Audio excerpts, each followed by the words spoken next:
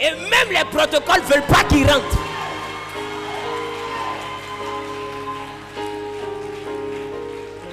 Je vais te faire comprendre une chose. La religiosité a tué la foi.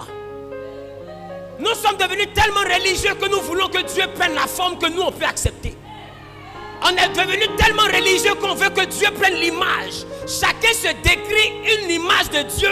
Et quand tu ne rentres pas dans ce standard, selon lui, tu n'es pas de Dieu. Pour lui, quand tu ne... quelqu'un n'a pas dit Amen, je commence à parler. Amen. Pour lui, quand tu ne rentres pas dans ce standard, automatiquement, tu n'es plus crédible. Parce que pour eux, Dieu, c'est une forme bien définie. La Bible dit, quand Ésaïe va annoncer la venue du Messie, le peuple juif va s'attendre. Quand les prophètes vont annoncer, les juifs vont s'attendre à quelqu'un qui avait une grande armée. Ils vont s'attendre à un grand chef de guerre. Même Jean-Baptiste va dire, voici l'agneau de Dieu qui ôte le péché du monde. Mais des temps après, il va envoyer les gens à lui demander, est-ce que c'est vraiment toi le Messie? Ou on doit attendre quelqu'un d'autre? Parce que Jean-Baptiste s'est fait une image du Messie. Pourquoi tu te fais une image de ton miracle pendant que ce n'est pas toi qui as prévu faire le miracle? Oh yes. Pourquoi? Quelqu'un n'a pas compris, quelqu'un n'a pas compris. Oh yes. Si c'est Dieu qui décide de te lever, pourquoi c'est à toi de chercher à comprendre comment il va faire? Le comment ne t'appartient pas. Ce qui est sûr, c'est qu'il n'est pas un homme pour mentir, ni un fils d'homme pour se repentir. Ce que lui, sa bouche a dit, sa main l'accomplit. Dis à ton voisin, il n'avait rien pour attirer nos regards. Il n'avait rien pour attirer nos regards. Je suis passé à côté de toi. Combien de fois Dieu nous frôle quand nous sommes dehors?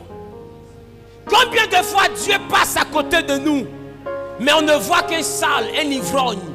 On ne voit qu'un homme de mauvaise vie.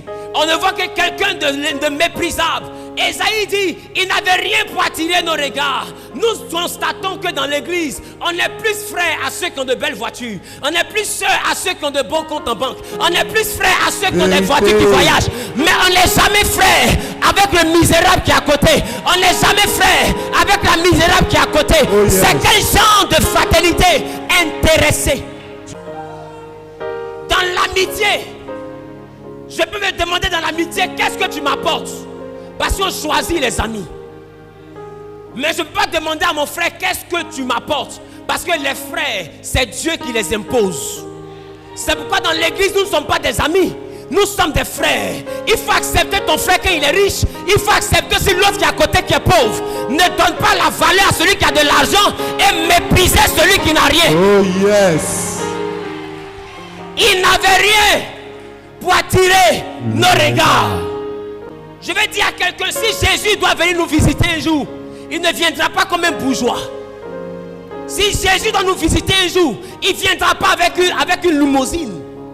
Si Jésus doit nous visiter un jour, il ne viendra pas comme un footballeur international. Si Jésus doit nous visiter, il viendra comme un fou. Il viendra comme un malade. Il viendra comme un démuni. Il viendra comme quelqu'un qui n'attire pas les regards.